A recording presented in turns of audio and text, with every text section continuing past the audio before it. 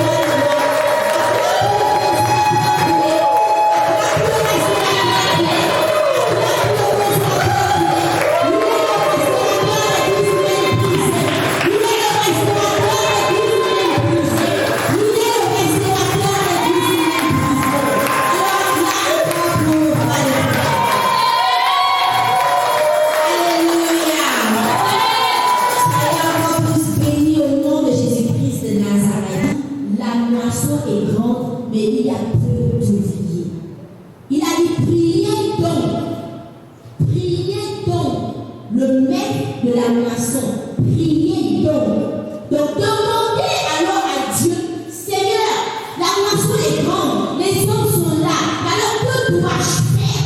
Qu'est-ce que tu veux que je fasse? Il va inspirer. Comme il inspire, il laisse ses mots m'appeler la semaine. Voici que j'ai comme idée, c'est là que je dis, Seigneur, parce que tu pries et tu veux agir. On ne prie pas seulement et ne pas agir. C'est lorsque tu demandes, Père, c'est toi le maître de la moisson. Donne-moi la stratégie. Que dois-je faire? Où dois-je aller? Où dois-je planter? Où dois-je semer? Il dit, priez donc. Nous dit même que la semaine, priez donc le maître de la moisson. Afin que il envoie. Donc c'est pas toi qui vas amener, alléluia. On ne dit pas où tu as amené les ouvriers. Il dit, priez le maître de la moisson. Donc en d'autres termes, c'est le maître de la moisson qui emmène les ouvriers dans sa maison. Mais ce que le maître de la moisson a besoin, c'est de tes mains, c'est de ta bouche, de tes yeux. Alléluia. C'est de ça, de tes pieds, pour qu'ils viennent agir, tout simplement. Donc il a besoin que tu te déplaces. Il a besoin que tu sois en mouvement. Il a besoin que tu parles. Il a besoin que tu pries. Il a besoin, parce que je peux vous assurer, il y a des prophéties qui vous seront données, mais qui n'aboutiront jamais. Alléluia. Amen. Parce que l'ouvrier mérite son salaire. Ça veut dire qu'il faut bien que tu travailles pour que tu sois rémunéré. Il faut bien que tu travailles.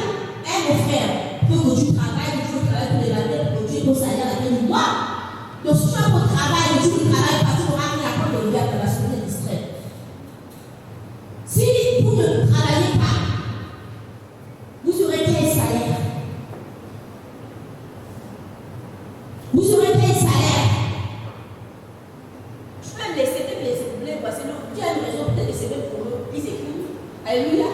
Puisqu'on a pris les ingénieurs à la maison, au moins la parole de Dieu va être trouvée là-bas. Qui aime le travail, qui réfléchit le boulot de son terre et espère recevoir un salaire? Si même les hommes l'appellent comme raison de Dieu, c'est Dieu qui a créé l'homme. Donc celui qui fait les principes, l'ouvrier mérite son salaire. Dieu pourra te dire que tu seras grand. Tu vas faire ceci, tu vas faire cela, tu vas voyager, tu auras les enfants, tu auras le mariage, tu auras, mais à un moment donné, il y a des choses qui te disent la grâce, qui pensent que la grâce arrive rapidement vers toi. Il faut que tu travailles. Il faut que tu travailles pour que ce soit une préoccupation pour toi. J'ai vu ce chant qui dit, tu racontes partout que tu es pasteur. Mais pasteur, où sont tes brebis? Pasteur, ce n'est pas le pasteur de nom. La chose n'est pas une chose de nom. Mais il y a les œuvres qui s'accompagnent. Alléluia. Il y a les œuvres qui s'accompagnent. Donc, Dieu veut travailler dans ton sens pour dire attention. Attention, vous plaisez un peu trop là, vous venez là. Ce n'est pas ça qu'on nous attend ici. Alléluia. C'est Dieu qui a embelli sa maison. C'est une œuvre nouvelle. Et ça veut dire des habitudes d'avoir la gloire cessée. Alléluia. C'est une nouvelle façon de faire les choses. T'as un problème? Ok. Quand tu pries, je chasse au nom de Jésus. Amen. Voilà. Donc, il y a une nouvelle façon de faire les choses. La moisson est grande, mais il y a peu d'ouvriers. Il dit, priez donc le maître de la moisson. Importunons donc le maître de la moisson. Demandons donc au maître de la moisson. Il n'y a qu'à lui à qui on peut demander. Alléluia. Amen. Il n'y a qu'à lui à qui on peut demander. Parce que lui, ce sont ses ouvriers à lui, c'est lui qui a créé. Donc c'est lui qui donne les astuces, les stratégies. Comment faire pour que ces enfants viennent dans sa maison? La moisson est grande et il y a peu d'ouvriers. L'ouvrier mérite son salaire. Tu veux avoir le salaire? Travaille pour Dieu. Travaille le jour comme le nuit. Alléluia. Et nous allons voir aujourd'hui la persévérance dans la prière. La persévérance dans la prière. L'ouvrier mérite son salaire. Priez donc le maître de la moisson afin qu'il envoie les ouvriers. Donc, il priait donc, persévérer, insister, demander, importuner, levez-vous et bougez, priez, levez-vous et bougez, persévérez, oh my God! Quel est ce peuple endormi?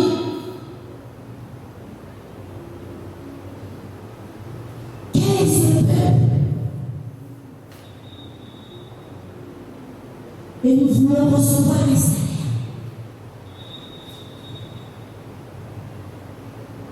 Et nous voulons recevoir un salaire. La persévérance, c'est quoi? C'est la quête du monde, la persistance.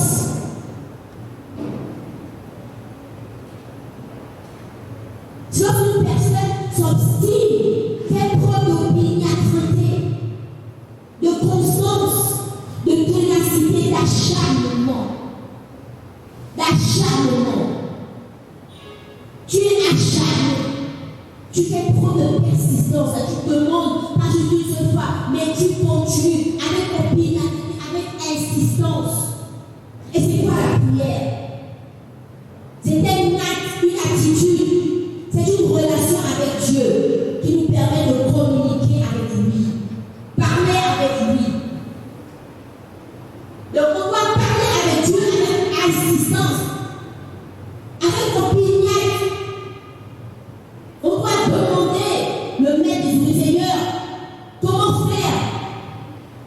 Qu'est-ce que tu attends de moi? Me voici. Que dois-je faire? Que dois-je faire? Montre-moi la voie. Parce que Dieu nous a appelés à venir remplir, à nous asseoir nous-mêmes et à être à l'église. Ce n'est pas ça. Nous n'aurons aucun salaire. Alléluia. Amen. Nous n'aurons aucun salaire. Ça doit travailler dans notre conscience. Et si, jusqu'à cette heure, ta conscience est tranquille, c'est qu'il y a un problème dans ta conversion. Mon frère, ma soeur, je dois te remettre en cause. Tu dois demander les fonds de vente aujourd'hui. Ou peut-être que tu t'es égaré sans te rendre compte. Ne sois pas trop juste à tes propres yeux. Ne pense pas être droit devant Dieu. Dieu peut te dire que je ne te connais pas. Il peut te dire que tu vas dans ma volonté parfaite. Il peut te dire que tu n'es pas déçu. Toi, pensons que tu es dans sa volonté parfaite. Alléluia. Amen. Dieu peut te le dire. Donc ne soyons pas trop sages à nos propres yeux. Pensons que nous sommes irréprochables. Non. Alléluia. Amen. Comme on voit le livre des Actes des Apôtres, en fait, ce livre est centré sur la prière. Parce que les apôtres ont connu la gloire parce qu'ils ont persévéré dans la prière. Alléluia. Les disciples ont prié avec persistance, avec persévérance. Alléluia. Nous allons lire le livre des Actes des Apôtres, chapitre 1, à partir du verset 12 à 14. On se tient debout, s'il vous plaît. Alors ils retournèrent à Jérusalem, de la montagne appelée des Oliviers, qui est près de Jérusalem, à la distance d'un chemin de sabbat. Quand ils furent arrivés, ils montèrent dans la chambre haute, où ils se tenaient d'ordinaire. C'était Pierre, Jean, Jacques, André, Philippe, Thomas, Barthélemy, Matthieu, Jacques, fils d'Alphée, Simon, le Zélote, et Jude, fils de Jacques. Tous, chapitre 14, verset 14, tous d'un commun accord persévéraient dans la prière avec les femmes et Marie, mère de Jésus, et avec les frères de Jésus. Tous d'un commun accord persévéraient dans la prière. On est d'un commun accord dans le même esprit. On va tous être d'accord ici que l'ouvrier mérite son salaire. Que notre travail, c'est de serrer la maison de Dieu, d'emmener les âmes à Dieu. Si nous sommes d'accord, alors on travailler et prier dans la persévérance avec insistance. Donc, pour voir une gloire dans un lieu bien précis et éclaté, il est important que les personnes qui constituent le groupe de personnes qui travaillent ensemble soient d'un commun accord. Amen. Amen.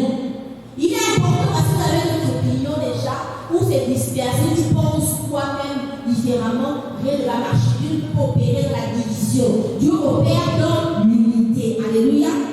Amen. Alléluia. Amen. Vous pouvez vous asseoir.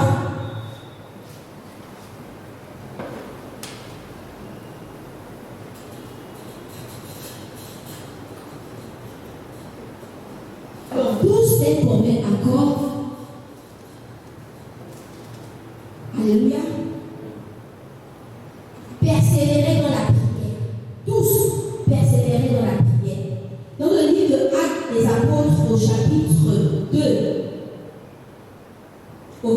42.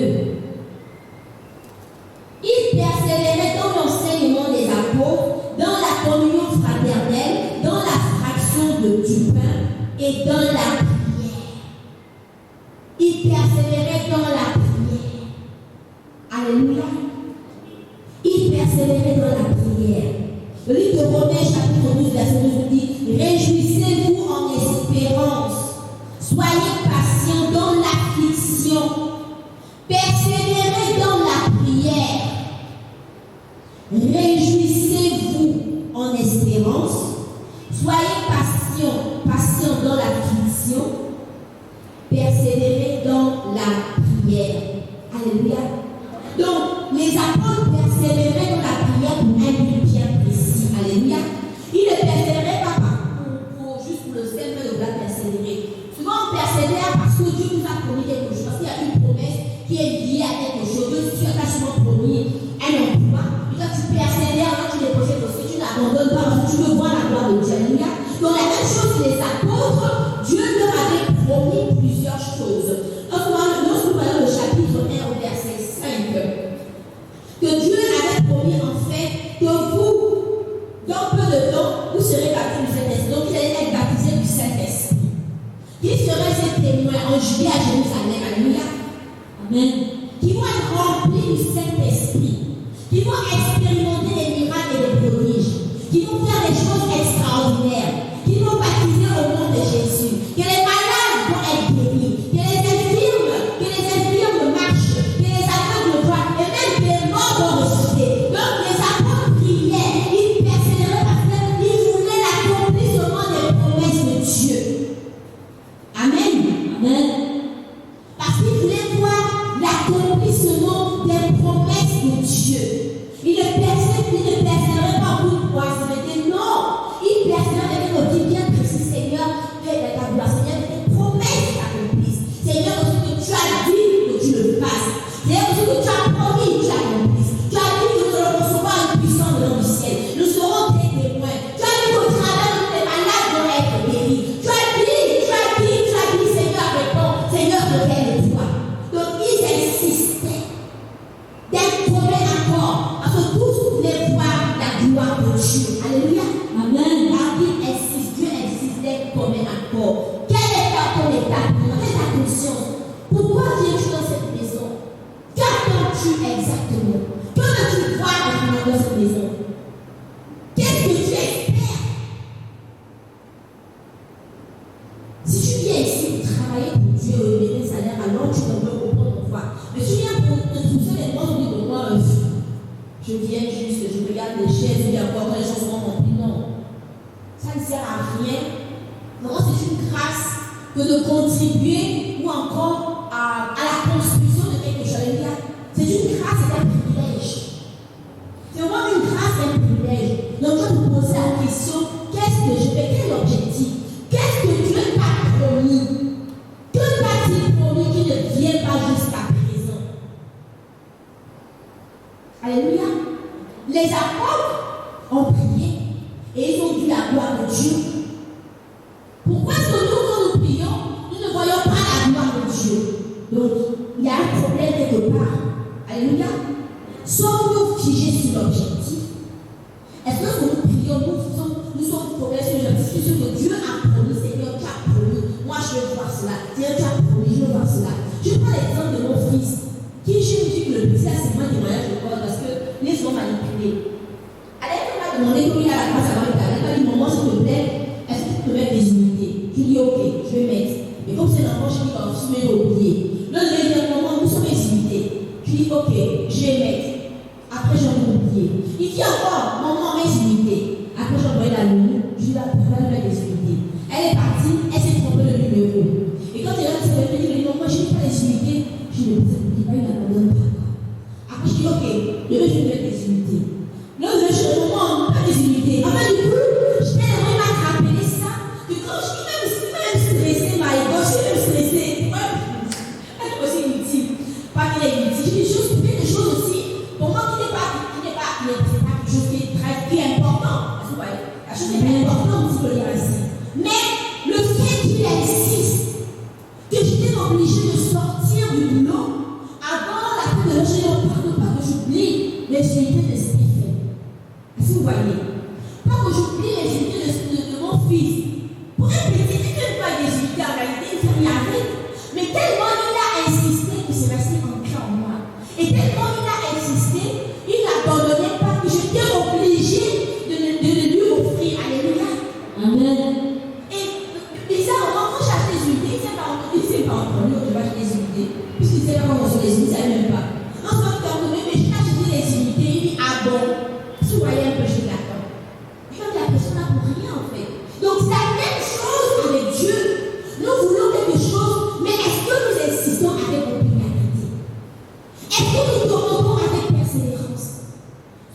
objectif. C'est moi l'exemple bête. Mais Dieu m'enseigne à travers cet exemple. C'est d'avoir les unités. Parce qu'il va faire avec. Si m'appeler à moi, hein. Si il n'a pas de juste m'appeler sa soeur, m'appeler ou appeler son père. Il va appeler qui? Mais tellement il me rappelle, non, moi mes unités, non, moi je suis d'accord. Et c'est dans ma où il m'a donné les unités. Et je peux paniquer, une grande panique quand je dois faire ce fait. Parce que je voulais qu'il me demande ça quand je vais rentrer. Amen. Et je peux dire une mauvaise mère, et alors que c'est rien. D'imaginer un peu, 6 mois avant de mère, nous avons notre imaginer de Dieu, notre Père, qui nous aime tellement. Imaginez que Dieu, qui nous a créés avec amour,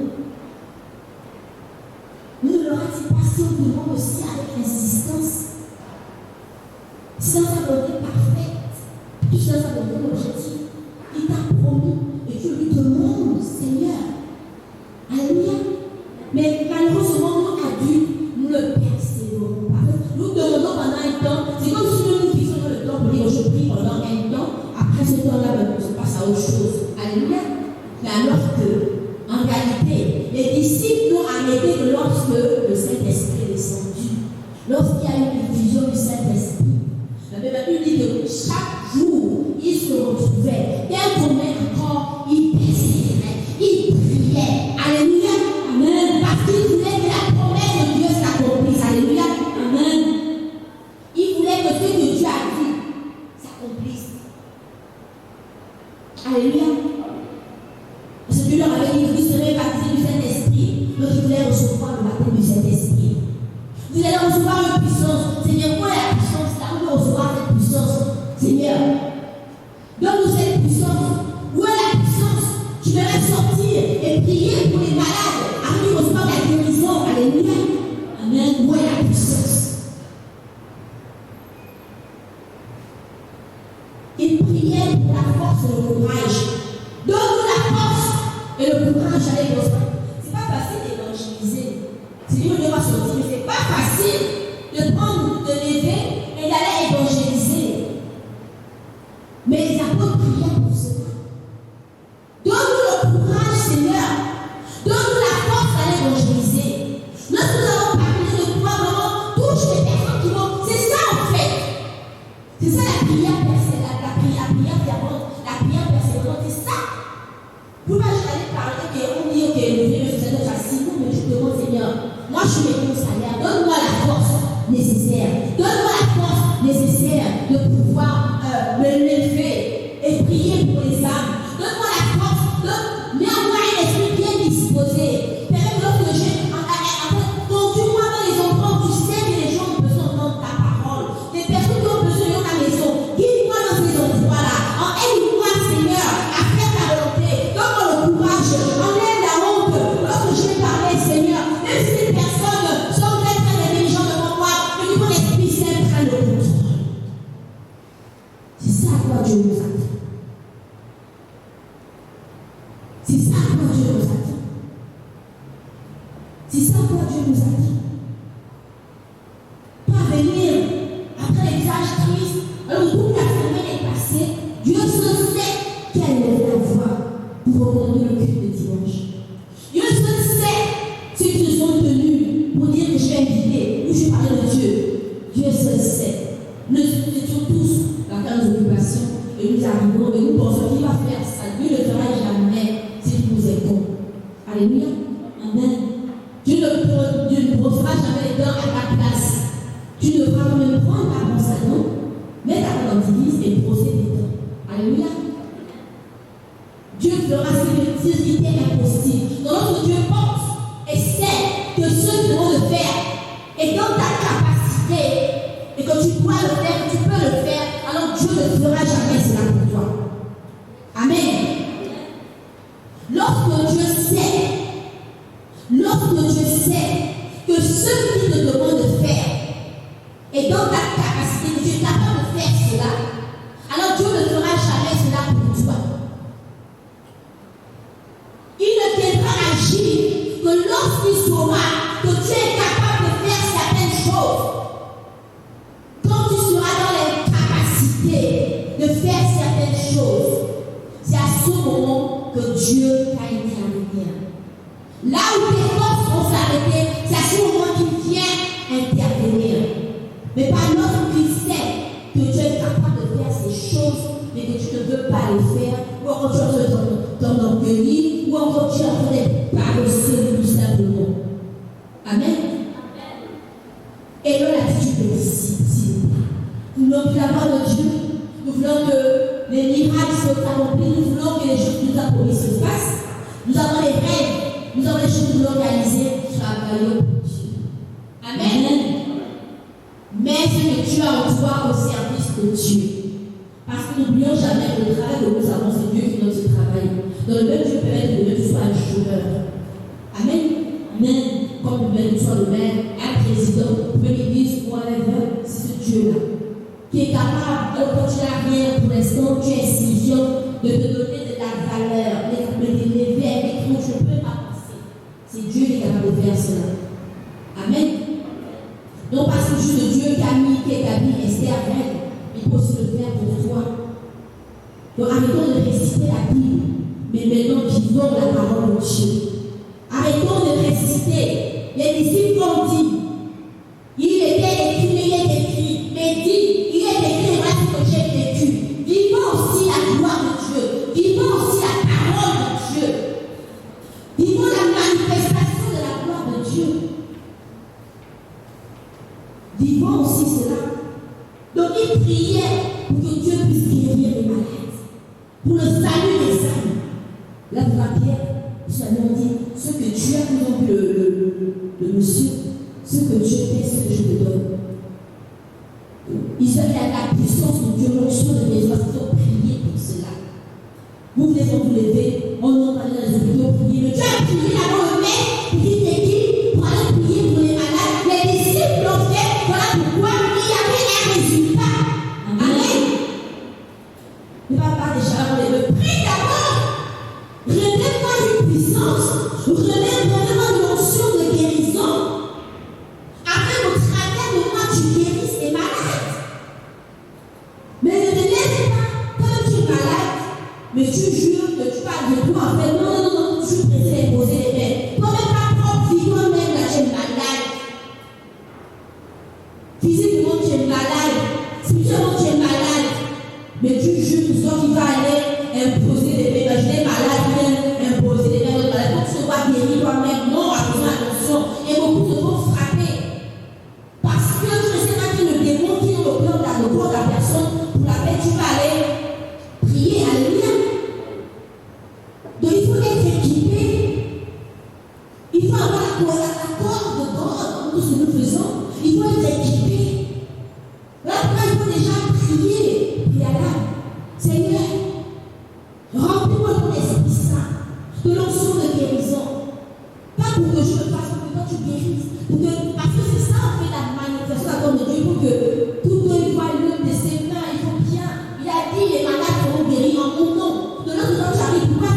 Si c'était de ça, tous iront au nom de Jésus. Mais donc peu sont ceux qui vont au nom de Jésus et qui vont voir les fruits, sont d'accord. Amen. Donc ce n'est pas la cause de Alléluia, je déclare, tu déclares, il n'y a rien. Ce n'est pas dans le cri, l'onction, c'est l'esprit qui est en toi. Amen. Qui te permet, qui agit tout simplement. Donc comme quelqu'un qui peut juste être là pour prier, posément, et puis la personne est guérie, le démon, donc on peut aussi crier. Mais ce n'est pas dans ça qu'on peut arrêter, parce que tu dis que là, le Dieu est là, non. C'est ce que tu as reçu du Saint-Esprit. Qu'est-ce que tu as reçu du Saint-Esprit? Alléluia. Amen. Qu'est-ce que tu as reçu du Saint-Esprit? Les disciples avaient un objectif bien précis.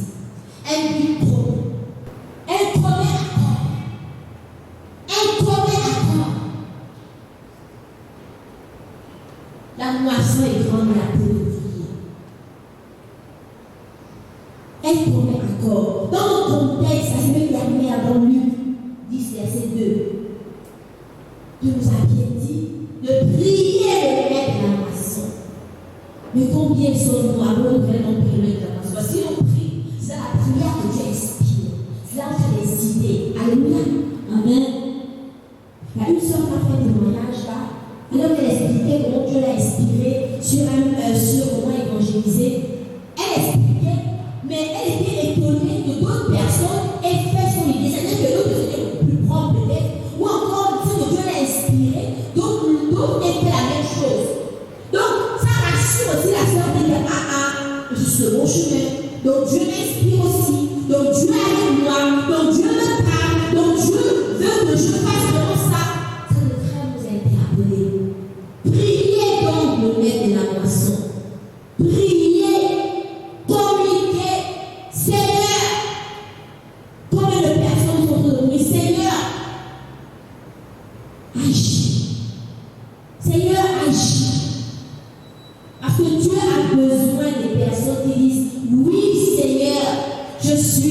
disposé à devenir ton ouvrier.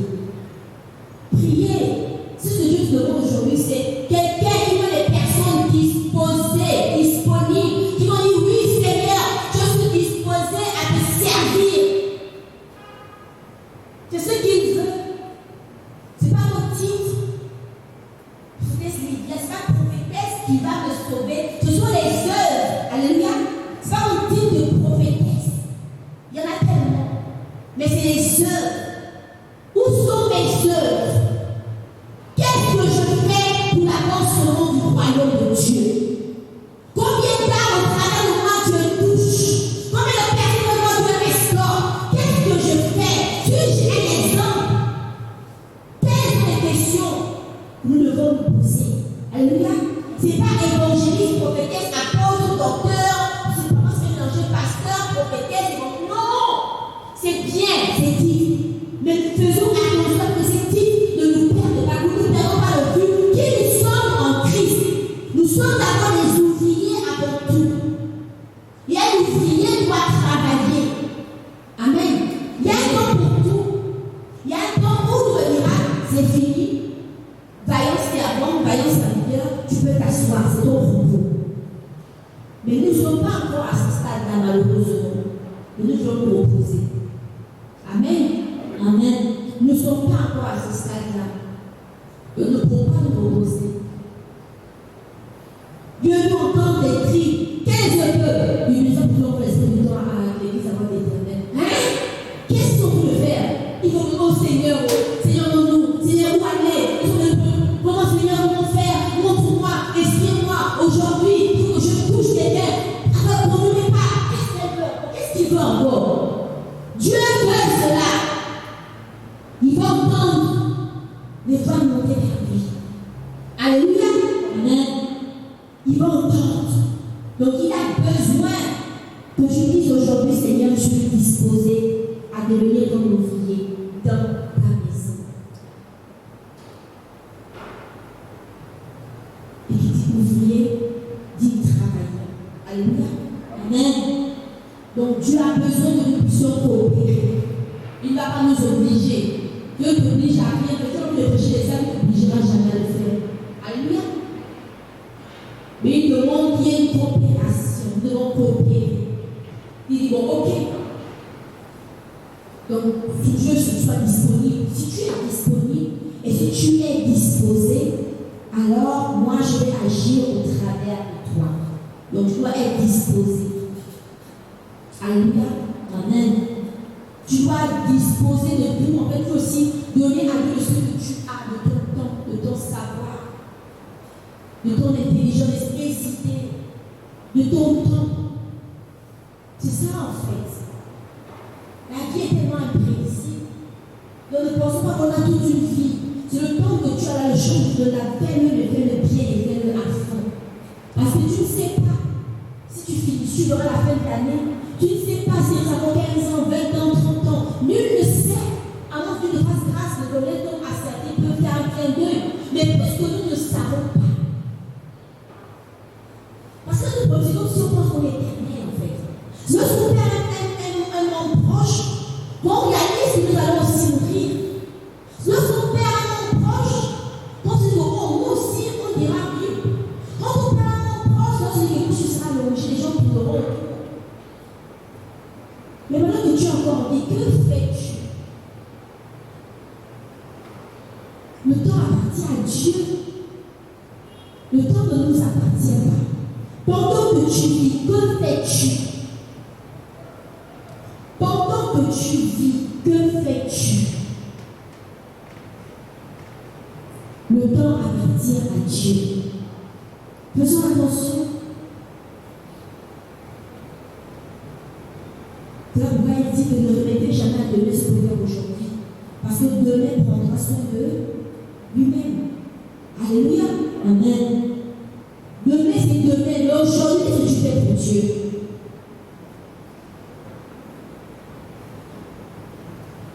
Nous ne sommes rien. Vraiment, quand tu rentres dans l'intimité, quand tu veux le nom de Dieu, tu réalises que tout ce qu'on fait, nous ne sommes rien. Vous voyez là, j'ai des talons, j'ai des machines, mais je ne suis rien. la peau là, un long tissage là, je ne suis rien. L'homme doit venir rien. Quand on dit parfois les autres sont des costumes, quand on marche dedans, on est à Ténal, quoi, on est en train de marcher, genre quand tu prends leur coffre, quand tu marches là, quoi. Hein? Le ventre a dépassé, ça va pourrir, tu n'es rien. Nous ne sommes rien. Mais c'est Dieu qui est puissant, my God.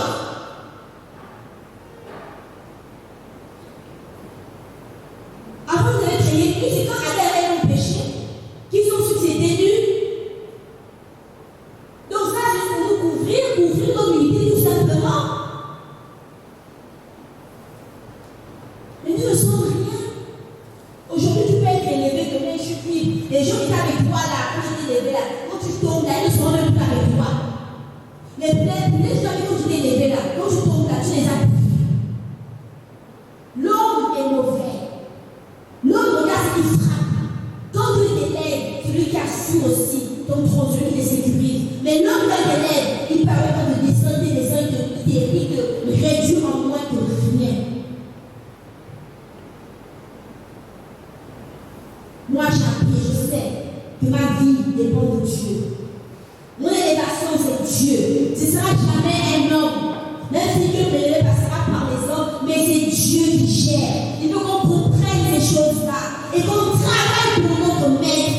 Amen. Parce que l'ouvrier, il méritera toujours son salaire. Et Dieu, il est bon et déhonnête. Il donnera toujours au-delà de notre entendement, au-delà de notre imagination, il donnera au-delà de ce que vous pensez ou imaginez.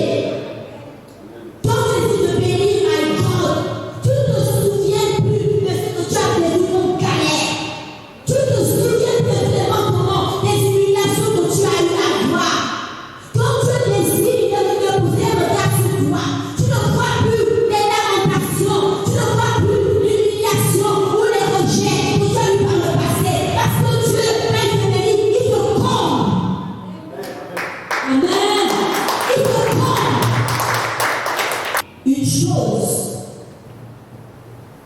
Une chose, bouge,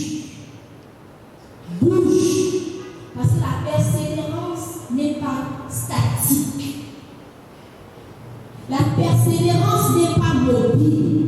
La persévérance est en mouvement. Tu persévères, tu tombes aujourd'hui, je lève, ça persévérance, c'est pas je persévère, je reste là. Non. Il faut être en mouvement. Et les disciples priaient. Après, ils sortaient, ils revenaient, ils sortaient, ils revenaient. À quand, jusqu'à ce que tout à coup, ce fut le grand impôt comme soulèvement impétueux. Tout à coup, c'est tout à coup. Amen. Tout à coup. C'est-à-dire qu'ils ne s'attendaient pas. Au moment où ils ne s'attendaient pas, c'est comment que la gloire de Dieu est descendue. L'effusion du Saint-Esprit. Alléluia.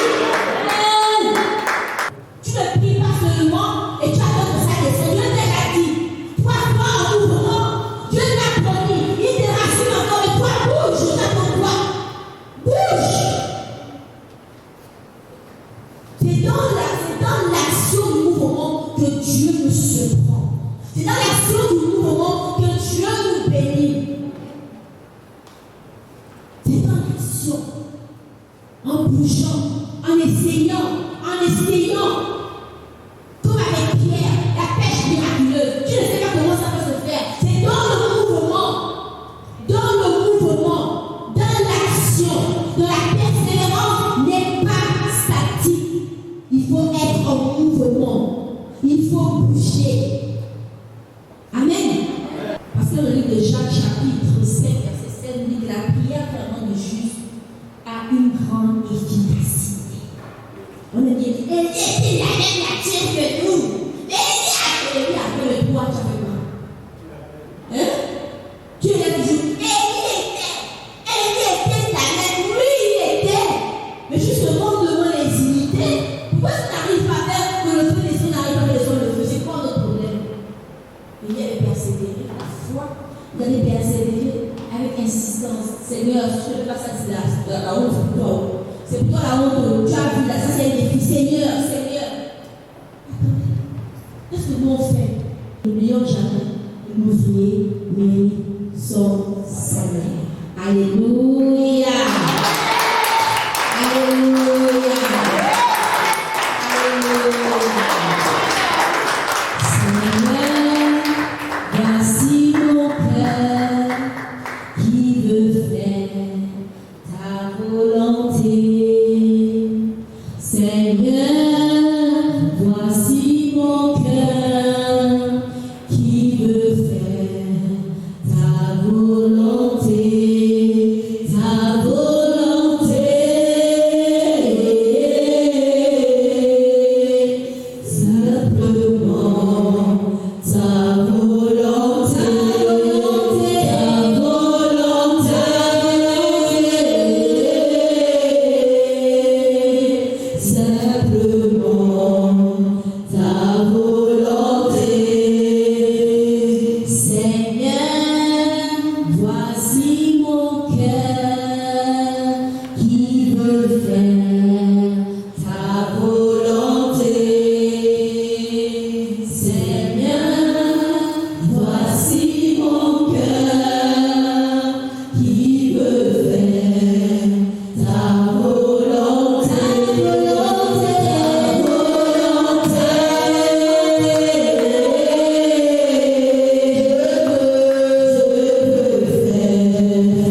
Ta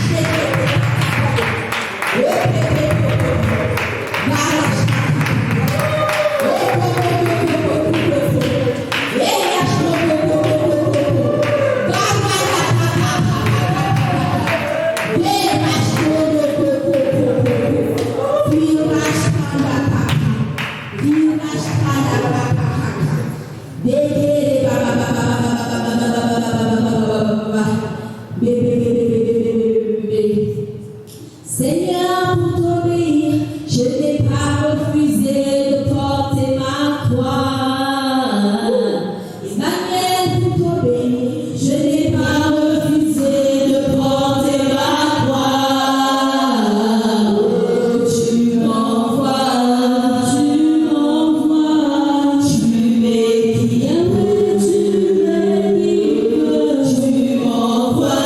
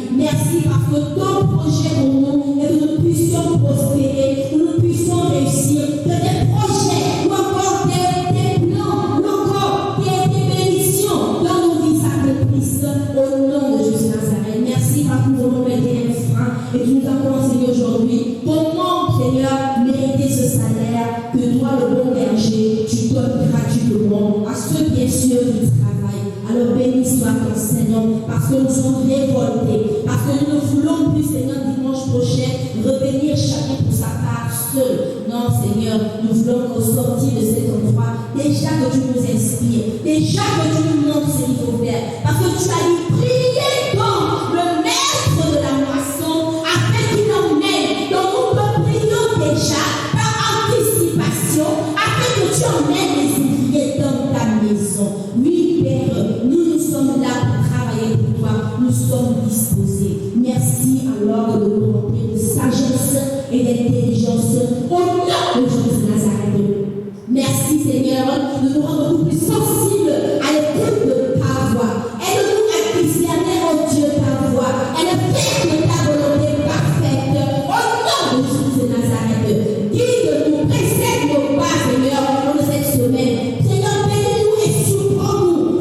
prions au nom de Jésus Nazareth. Lui que soit une semaine en Père, une semaine différente qui va commencer. Parce que oui, Seigneur, nous avons reconnu nos fautes et nous voulons, Père, du moment, Seigneur, véritablement travailler pour toi. Alors sois